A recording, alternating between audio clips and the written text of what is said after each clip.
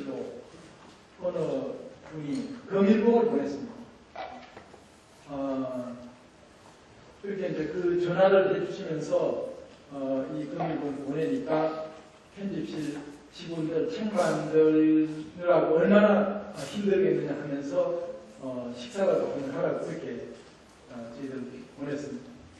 근데 저희가 그 편집부에서 선생님 연락처든지 전화미라도 좀 가르쳐 달라고 말씀드리니까 그럴 필요 없다. 그저 책을 좋아하는 사람이니까 이 책 만드느라고 얼마나 수고했느냐. 그냥 식사 한번 하십시오. 이렇게 이야기를 했습니다. 이런 저자들 때문에 저는 오늘도 한 권의 책과 씨름하고 있습니다. 저는 독자를 믿습니다. 독자들이 있기 때문에 출판사는 책을 만들고 힘드는 일도 힘들지 않다고 생각하고 어떻게 하면 감동적이고 아름다운 내용을 또 아름다운 형식으로 만들어낼까 이런 고민을 하고 있습니다. 저는 1976년에 출판사를 시작해서 금년에 37년째 책을 만드는 사람입니다. 지금까지 제가 만든 책이 아마도 벌수로 따지면 한 3,000권 정도 되는 것 같아요. 저는 어떤 책들이라도 그 내용이 아름다워야 독자들을 감동시킬 수 있다고 생각합니다. 나름대로 아름다운 내용, 그 아름답다는 것은 여러 가지 규정할 수 있겠습니다만 정말로 이 사람들의 심성을 감동시킬 수 있고 또 나의 삶을 풍요롭게 해주는 그런 내용이라고 생각합니다.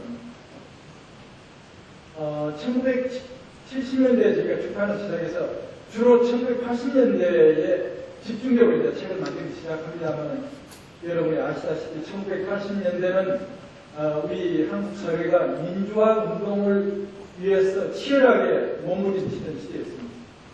저는 그때 책을 만들고 책을 위하여 쫓아다녔습니다. 1980년대 후반쯤에 일련의 출판인들이 북한산을 등반을 하기 시작했습니다.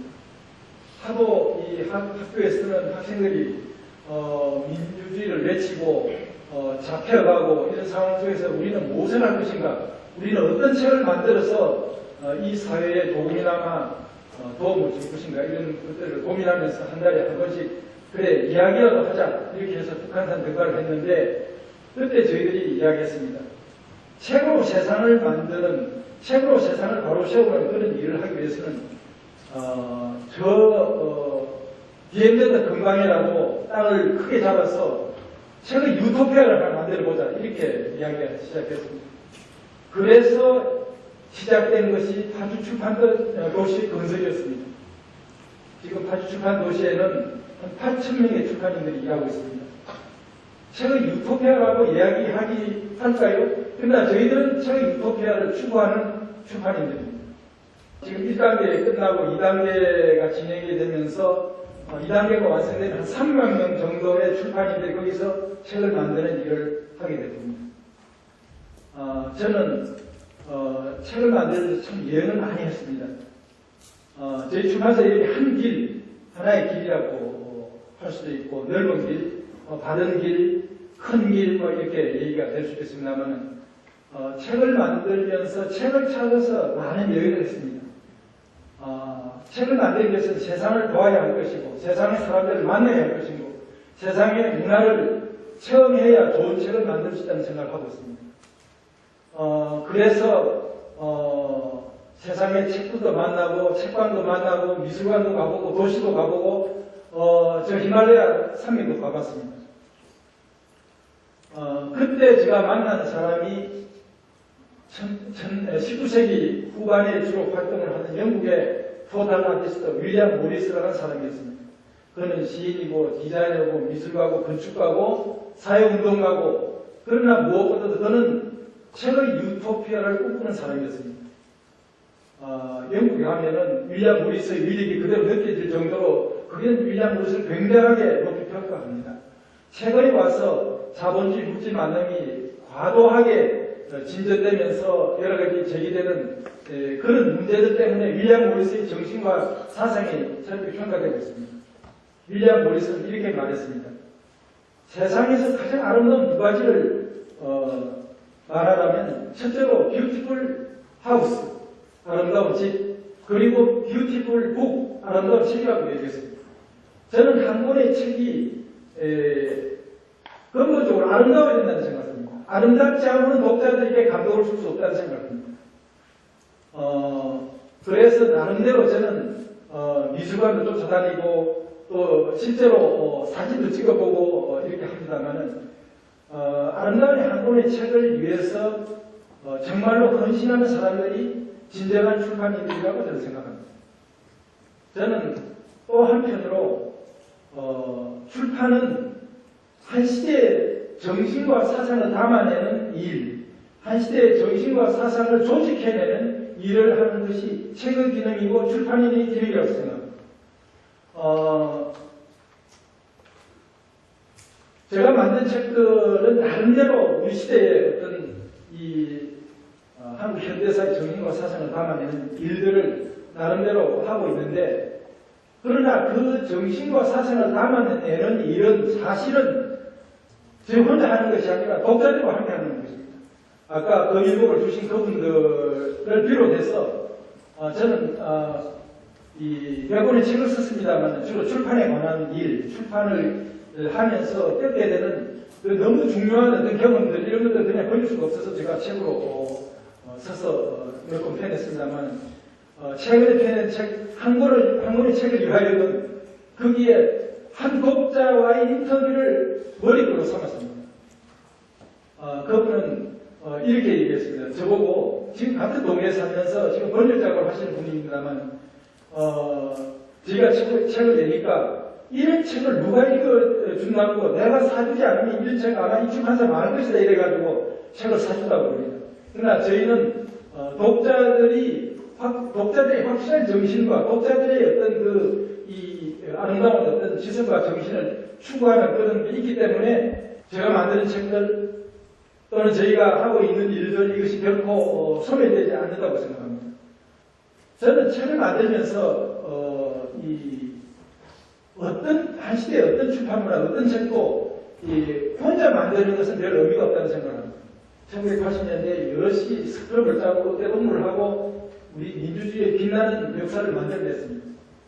한 시대의 출판문화, 소망스러운 출판문화라는 것은 이 한 권, 두 권의 베스트셀러로 말할 수 없습니다. 이런 책, 저런 책의 수다한 존재를 통해서 이런 정신, 저런 사상이 한테 어우러질 때 그것이 정말로 힘있는 문화고 힘있는 정신이고 진정한 출판 문화라고 생각하고 아름다운 책의 정신이라고 생각합니다. 1980년대 후반에 시작해서 만들어내는 파주 출판도시는 여럿이 함께 만들었습니다. 저희 혼자 만들 수 없습니다.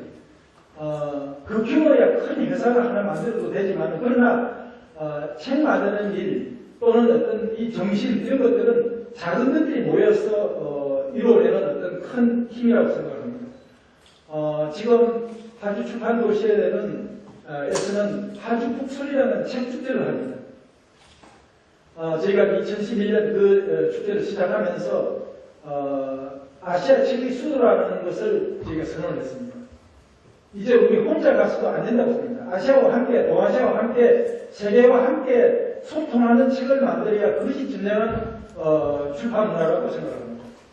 이 아시아 책의 수도를 선언하면서 아시아가 갖고 있는 가치와 정신을 어떻게 하면 더 탐구해야 될 것인가, 이런 것들이 저희들에게 주어지고 있는 과제라고 생각합니다. 제가 이 파주 출판도시 한 10km 정도 더 떨어져 있는 통일동산에 가면은 예술마을 회의를 있습니다. 출판도시와 함께 회의를 만들면서 저는 아프리카의 속담을 늘 연구해뒀습니다. 혼자 가면은 힘들지만 여럿이 함께 가면은 힘들지 않는다고. 여럿이 하기 때문에 그 프로그램들은 빛이 나고 그 울림은 크다고 생각합니다.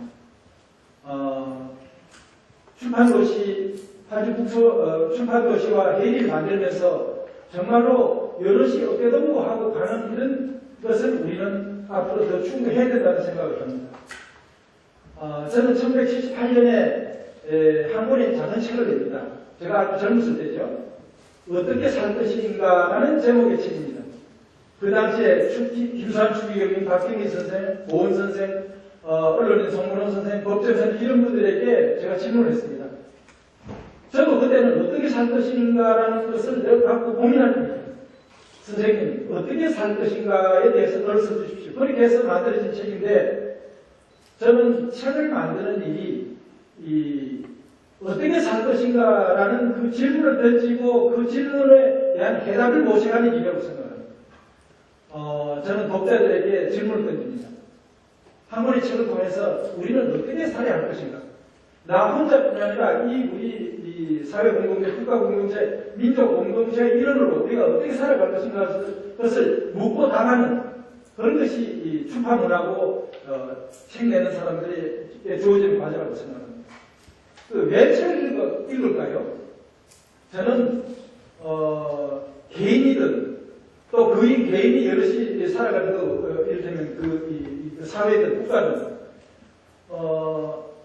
혼자가 아니라 여럿이 함께 정의롭게 도덕적으로 살아가는 일들 이런 것들이 이 책의 세계라고 생각합니다. 여러분 잘 아시는 아리스토텔레스는 그렇게 말했습니다.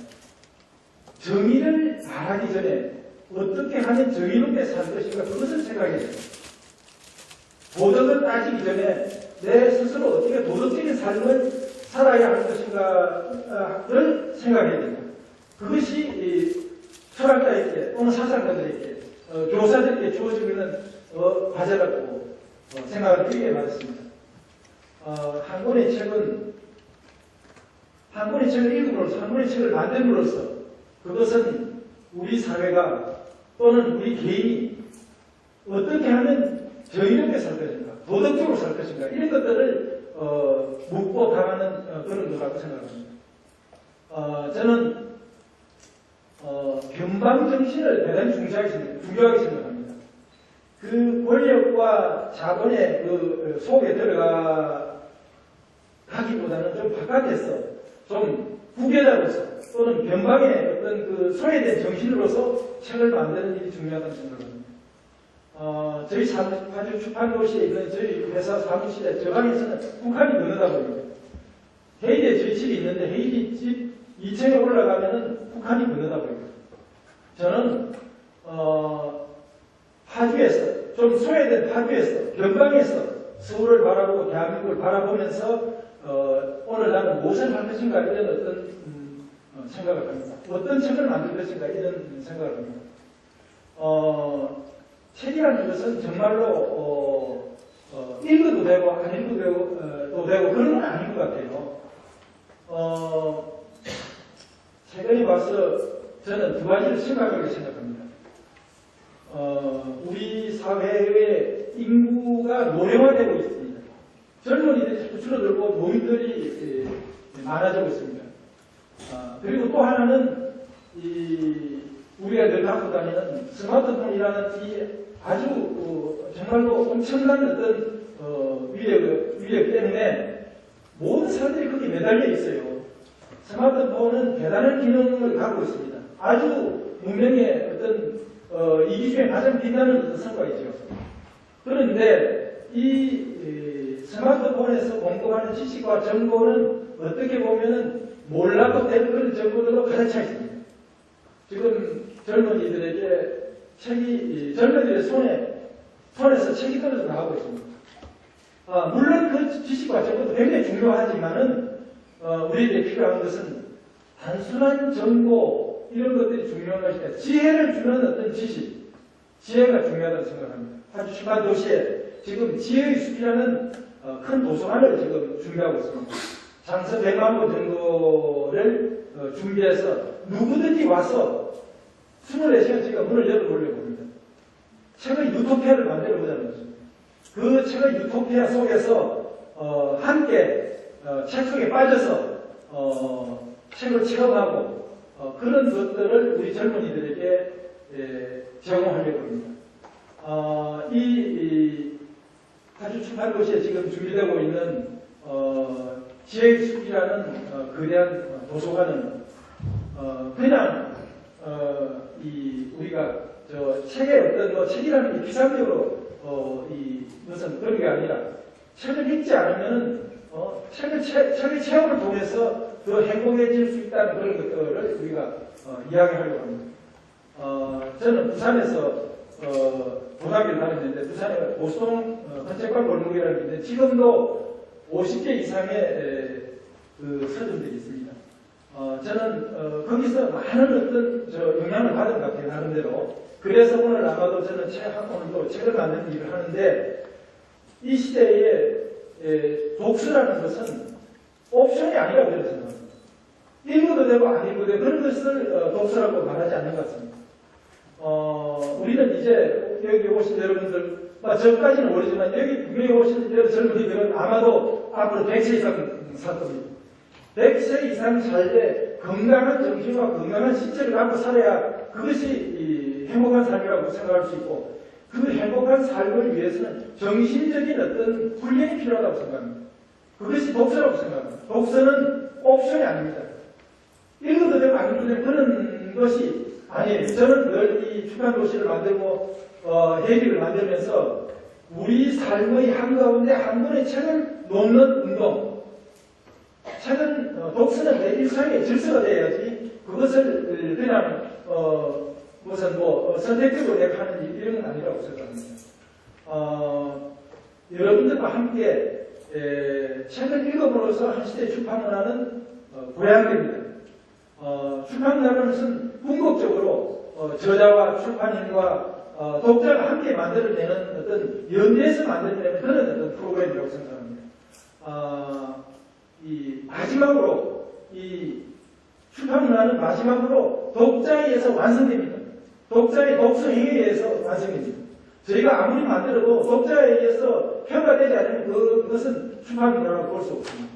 저는 오늘도 한 권의 책을 만들면서 기본적으로 책은 아름다우고 그 콘텐츠가 아름다운데 그것을 독자와 함께 어떻게 소통할 것인가, 독자와 함께 교류할 것인가 이런 것을 늘 생각합니다. 책 읽어도 그만 안 읽어도 되는 그런 시대가 아니라고 생각합니다. 이제는 백세 문명 시대에 우리는 책을 읽고 책과 함께 여러분들과 함께 우리의 그 삶을 꾸려나가는 그런 운동이 지금 대대적으로 펼쳐져야 된다고 생각합니다. 감사합니다.